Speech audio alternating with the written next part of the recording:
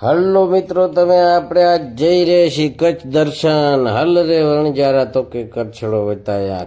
શું સુંદર દ્રશ્ય છે મિત્ર. આપણે જઈએ છીએ નારણ સરોવર દર્શન.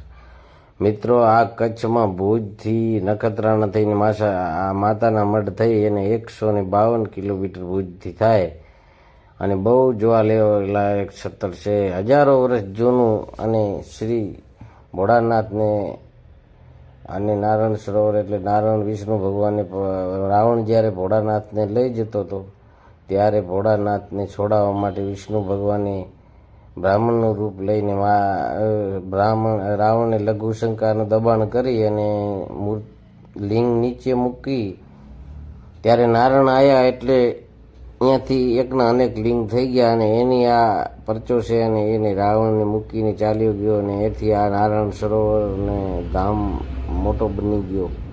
આ જુઓ મિત્રો, મસ્ત અહીંયાથી હવે તમને આ મંદિરનું ઘુમટ છે, આના દ્રશ્યો જોવા જેવા છે બહુ મિત્રો. આ દર્શન કરવા જેવા છે. એમની મૂર્તિ હિંડોળે છે. આ એમના બધા દર્શન કરવા જેવા છે મિત્રો. જો મારો દીકરો પણ અહીંયા દર્શન કરે છે. અહીંયા બાજુમાં મારો પણ તસવીર આવશે. હું પણ આવ્યો અને બહુ જોવા જેવું સુંદર છે. તમે બધા પરિવાર થઈને આ જોવા આવો તો આનંદ. આવા મંદિરો છે બધા અને અંદર કેટલી મૂર્તિઓ છે અને દર્શન કરવાની છૂટ છે બધાને. અહીંયા જોવા જેવા સ્થળ છે. એમ કહેવાય કે આ એક સ્વર્ગલોક જેવું કહેવાય છે આ ઇલાકો છે. જો અહીંયા ઉપર એક આ ઘોંયરા ટાઈપનું છે અને અંદર મોટી ધજા એમાં જબરજસ્ત શિખર છે અને આ જો પાણીનું સમંદર બાજુમાં છે. બાજુમાં તસવીરો પાડીએ તો બહુ મસ્ત લાગે. સુંદર વિડીયો બનાવવા માટે સ્થળ છે અને આપણને દર્શન કરવાનું એક જિંદગી લાવે. કચ્છ નહીં દેખાતો, કુછ નહીં દેખા. અહીંયા આવું બધું અહીંયા નક્કી થાય છે. એટલે માટે તમને કહું છું કે ક્યાંય પણ કચ્છ, કાઠિયાવાડ, મહારાષ્ટ્ર, બોમ્બે, આફ્રિકા, લંડન ગમે ત્યાં હો તમે વસતા હો, પણ જેવા આપણો વિડીયો જોઈને તમે અહીંયા દર્શન કરવા આવશો તો તમે મને બહુ યાદ કરશો.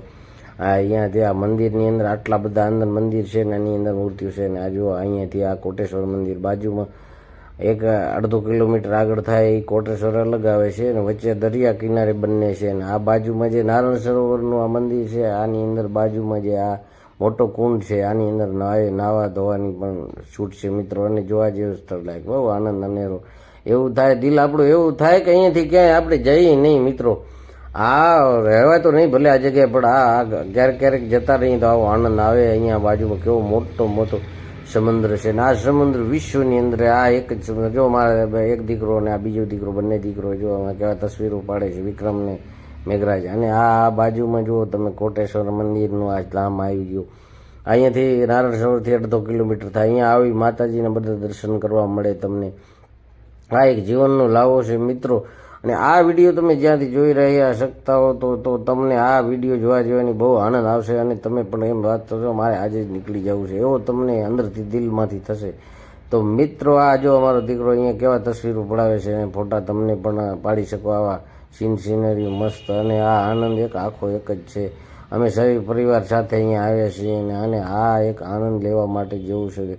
જિંદગીનો એક લાવો કહેવાય. જો કચ્છ નહીં દેખા તો કુછ નહીં દેખા. જો આ મિત્રો આ જો એક સામે મંદિર છે નાનું.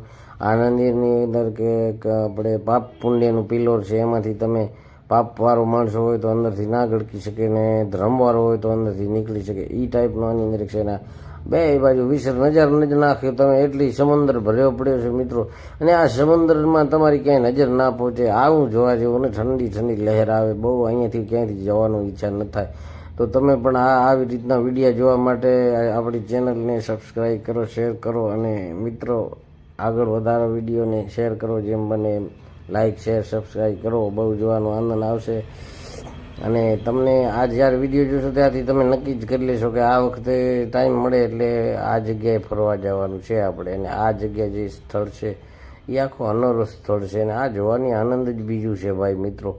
આ જે નારાયણ સરોવર કોટેશ્વર એક મોટું જબરદસ્ત ધામ છે અને અહીંયા આપણે ફૂલ તરાવવા પણ અહીંયા આવે છે. બધા પિતૃ તર્પણ કરવા માટે પણ અહીંયા આવી શકે. આ મોટું સ્થળ છે. તો કેવો લાગ્યો વિડીયો મિત્રો? શેર કરો, સબસ્ક્રાઈબ કરો અને જય ધન્યવાદ.